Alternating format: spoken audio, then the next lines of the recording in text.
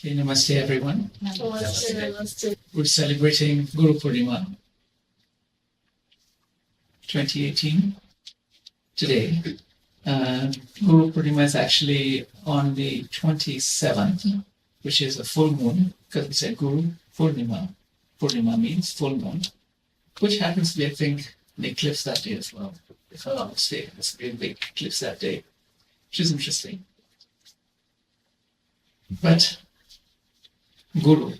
Gu in Sanskrit means darkness, means ignorance. Ru means remover, dispeller.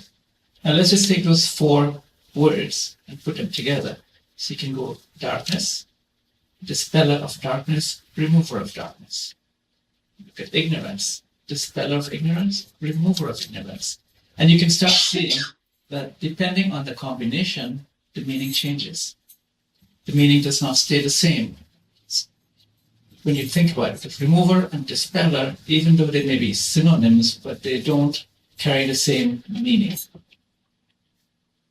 Now, in the Atharva Veda and the Yajur Veda, it's mentioned that everyone who wishes to learn should be given the opportunity. It does not state that anyone, because of any reason, should not be given the opportunity. It says the only requirement a person must have for learning is the desire and the willingness to do the work. It does not state, like we come down to the modern era, and even in American history and in recent history, we see where segregation occurred, women were not allowed to get education, things like that. That is not in any way written in our Vedas. It states clearly that the person who wishes to learn should be allowed to learn, provided they want to learn and they're willing to learn and they want to put the effort in. And that comes back now to Guru in the modern sense, because it's evolved over the centuries into different forms. But like we said, the Guru is the one that removes the ignorance, dispels the darkness, dispels the ignorance, removes the darkness, however you want to put it. As a result of that, we know now that the Guru is one who teaches, removes ignorance, dispels darkness, one who teaches. So your Guru from kindergarten, well, of course, you say first your mother, first Guru, your father. And then, of course, every teacher you've had is a Guru because they're specialized in that subject. What happens with us is that within our religions, we have our Dharma Guru as well, who teaches us everything about our religion. And we continue. Now, what I have found is that humanity rises above religion. It does not matter. We've had hurricanes, we've had so many disasters, natural disasters. At that time, no one sits down and asks you, what is your religion, before they help you. The first thing they ask you is, can I help you? If you need help, I will help you. That time they don't ask you, are you male? Are you female? Are you whatever color you may be? It does not matter. At that point, humanity rises and we say, can I help you? Similarly, where we are today, what we practice, we do not practice anything specific to religion. We use religion to support our beliefs, but not to impose our beliefs on anyone. So that's important, because what we find is, after religion, what is there? Everything says, go towards God. God is the ultimate. You want to be one with God. However you look at it, you want to eventually reunite with God. And it does not matter what religion you believe in, because every religion gives you that. Think about it. Even with the Christians, you've got the Day of Judgment, which we are very familiar with over here in the West, that you will become one, those that have been good and those that have been the sinners, they need to repent and they will not become one with God. They have to be punished for it. And that's pretty much the theme in every religion. Any religion you look at, they talk of that. But now here's the problem we're going to face now. The guru is a special person in your life. The guru that we are looking for is the spiritual guide. We're not looking for a teacher. We don't want a kindergarten teacher. We don't want a university professor, because we know that. We've learned all of that. What we don't know is how to become one with God, the spiritual level. At the spiritual level, we have to rise above what religion confines us to. Because religion, like I said, it instills the belief in us that God exists. And even the atheist, I was told, is also a believer because they believe God doesn't exist. So they're also a believer. So it's either way you look at it, it's a catch-22. Either you believe or you don't believe, but either way, you're going to say something about God. So God works in mysterious ways, very mysterious ways. He will appear in front of us. And of course, I'll be using he, she, because I always remember my daughter say, don't always say he. So he or she will appear. They appear in front of us. But when they appear in front of us, can we recognize them? Can we recognize God? If God were to walk in that door today and come in here and sit amongst us, can we recognize that person? Probably not. Because we've got so many things in front of our eyes, so many questions. Now, of course, one of the most famous stories that we have of God appearing in front of us is with Tulsidas, with Swami Tulsidas. It is said that after he wrote the Ramayana, he used to recite the Ramayana in different places, go to different locations. And once he went up to the mountainside, a mountainous region, and he was reciting it there. And there was a tree that he used to pass by. And every time he passed by the tree, he would offer water to the tree. And known at that time to him was that there was a spirit. And again, here we see a reference to afterlife. Because it's not the first time, but we see another reference again to afterlife, that what happens after life. But there was a spirit that was bound to the tree due to its evil actions. Due to the evil action when it was alive, it got bound to the tree. And as he offered, and the story continues, that as he offered water every day, and he was reciting the Ramayana there, close by, the spirit got freed. And it came to thank him, and it thanked him that you freed me. What can I do for you in return? All he said was, I just want to see my Prabhu Shri Ram. So the spirit said, for that, you need to contact Hanumanji. He said, but how do I contact Hanumanji? He said, wherever Shri Ram's name is being chanted, Hanumanji will come. And he said, listen and pay attention. Next time you have reading your Ramayana, you will notice that there's one gentleman, this leper. And we all know what a leper is, a person you tend to stay away from. You don't want to get anywhere close to that person.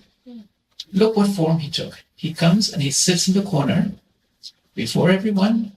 And when you've finished, he leaves after everyone. That is Hanumanji. Go and ask him. Ask him that you want to see Sri Ram. So the next day, full of, he was now with all his hope and everything. And then he was like, yes, I've got to do this. I'm going to do this. And when the person came, he said, oh, wow, yes, there is that person sitting there. And after he finishes, before the person could leave, he went and he bowed to him and asked him. I recognize you as Hanumanji. My desire is to see Prabhu Shri Ram. He said, okay. And he left. Nothing happened. So he continued his regular everything.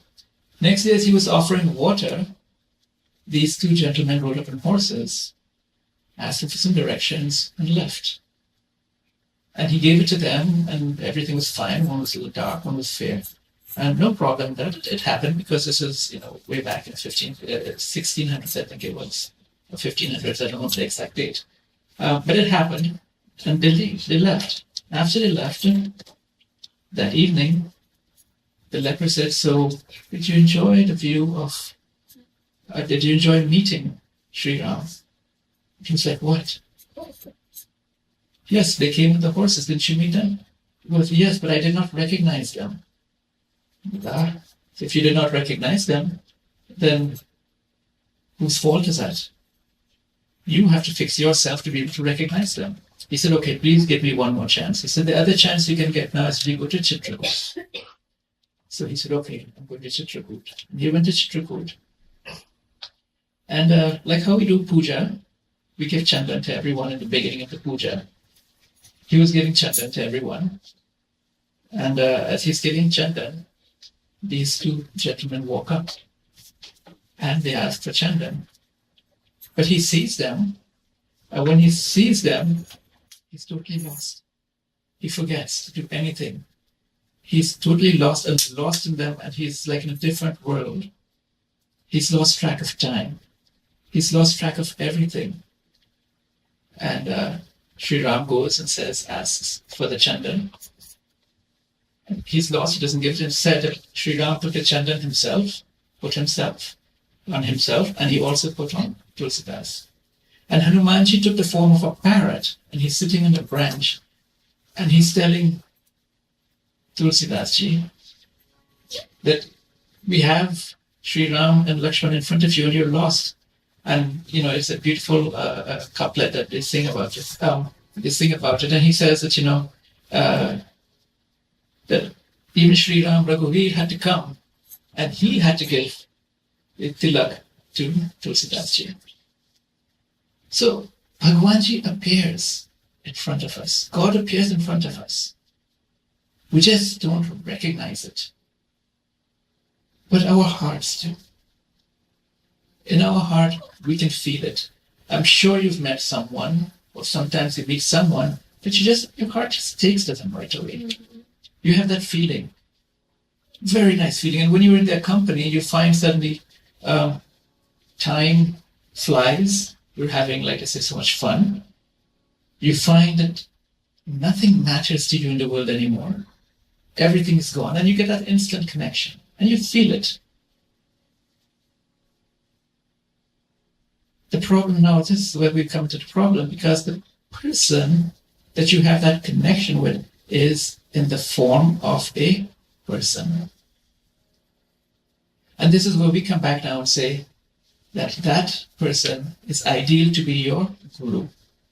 Because the first step in Guru Bhakti is great. First step is my guru is greatest. The second step, my guru is like God. And when you reach the ultimate of bhakti, then you realize my guru is God. And that is why it becomes difficult now. How do you recognize between your guru and Bhagwanji, and between God? And you will feel this. The people come in your life back and forth, and you will see it. They will come and they will tell you something totally impossible, and it will happen. Now you will say, well, does that make that person Bhagwanji? No. That person is holy. That person believes in God. And as a result, God keeps his word. So you will find many times your guru will tell you something that is totally impossible, something you don't think will happen, and it happens. Because Bhagwan says, I have to keep the word of the guru. And he keeps the word of the guru. And then as you believe and as you grow with your guru, we look for the spiritual guidance of that guru.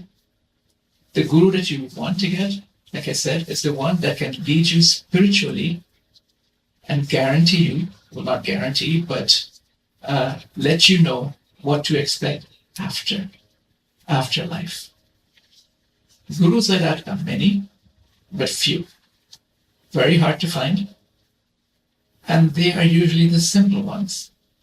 They're simpler than most people. They're not the ones that are going to be driving around in the Rolls Royce and having, ashrams of gold, lots of gold and stuff. They're usually simple because they realize that the material things don't matter. And we know that from a scientific point of view, because up to now, science has not figured out what is light. Light is a wave, light is a particle. We can't prove either. So what the science do, we create a new thing called a wave particle. Because we can't explain it, so we'll create a wave particle. A wave is energy, particle solid. Our good friend, Dr. Einstein, told us E is equal to mc squared. If E is equal to mc squared means energy and matter, that which is a wave and that which is a particle are interchangeable. It requires energy to interchange between them. So if you start looking at that and getting to the science of it, it becomes very detailed. And that is why, if you notice, we always talk about lead me to light.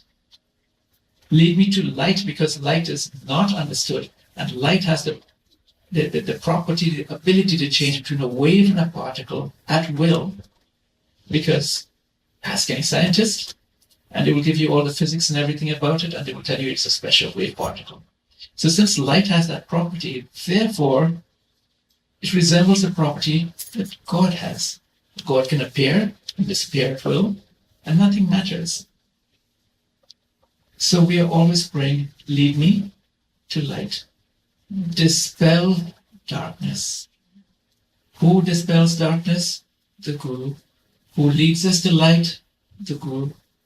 And that is why we give Guru such great importance. So we need to find this person.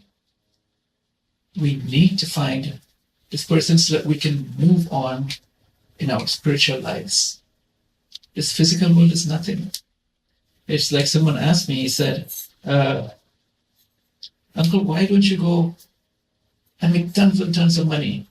I said, and do what with it? He said, well, you'll be happy. I said, but I am happy right now.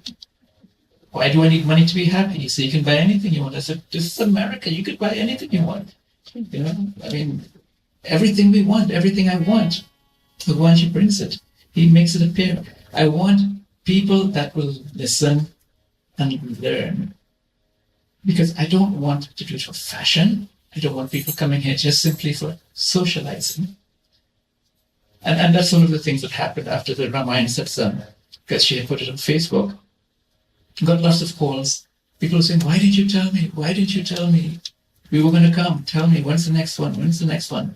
So many people have promised. If we call everyone that promised to come next time, it'll probably be close to about 200, 250 people, which will not fit in this room. And that is why I like our small little setting here, because the people that come are those that are really interested. And you will see that the lessons that we give, if you are not meant to receive that lesson, you will not be here. Try as you might to be here, you will not reach here. Now, again, this is talking on the spiritual level. We're talking about religion, we're talking about music, we're talking about everything material.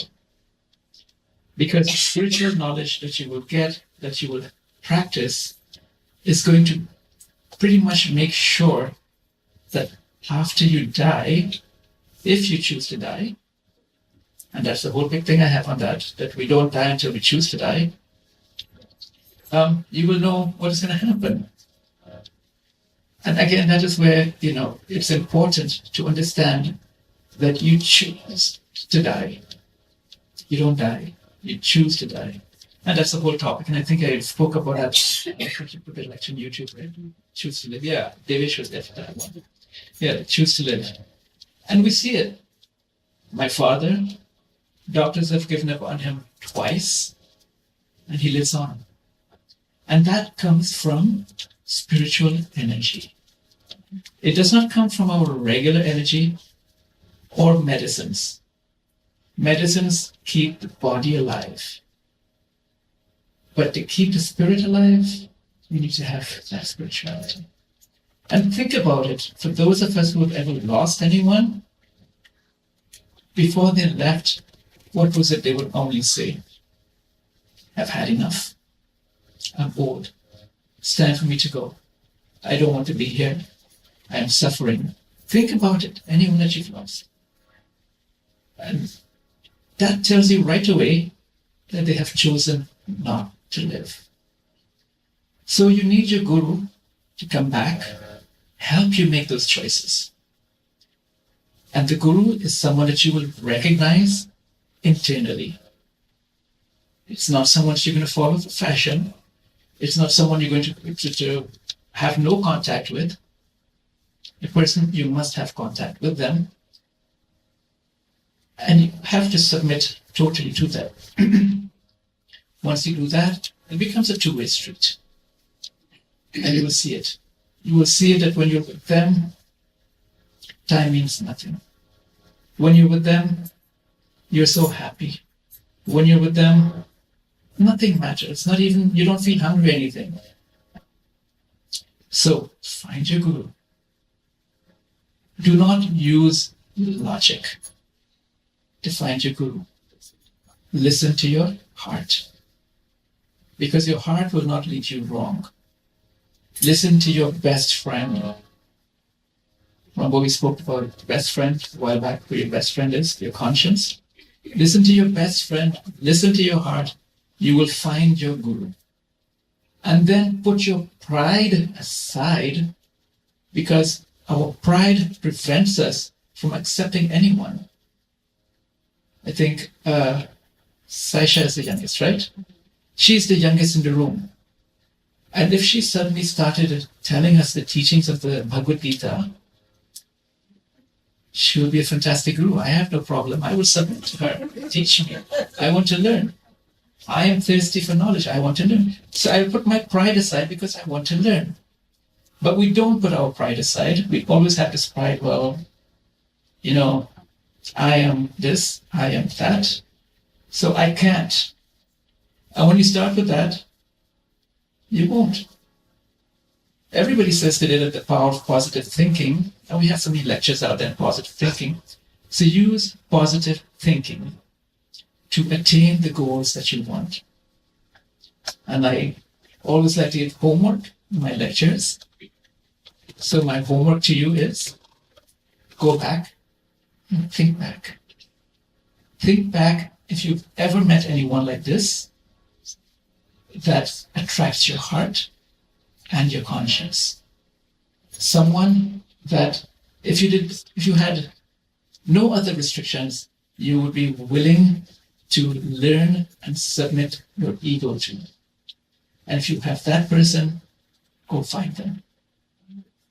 And let them know you want them to be your guru. Remember, when Shri Ram came in front of Tulsidas the first time, he didn't recognize him. Because of his pride, his arrogance, his ego, whatever you want to call it, he did not recognize him. Because he did not believe he will come riding on a horse. Maybe he was expecting he's going to come in his Virat Swarup or something. He didn't expect him to come in on a horse. But he came on the horse. And whatever it was that blocked him. So, like I said, take this home today. Remove the blocks at home in the privacy of your own home, in the privacy of your mind. You don't even have to discuss it with your significant other. Just by yourself. And you will see that you have that person, you've met that person, and you will see that person tends to contradict everything you know. But they always seem to be right. And that person is the one that should be your guru. We have Adarsh Bhai here. He's been initiated, I think, how long now have you been initiated? About 45 years. About 45 years. And he's initiated with my father. And his devotion is unwavering. Even up to today, like his name Adarsh, he's still an ideal disciple. So it is not something that is only written in our books. It is not a story I'm telling you. It is not something that has not been experienced. Uncle Dave here has told you his experiences. They both have told you that when they are in the company of their guru, nothing else matters. Time ceases to exist.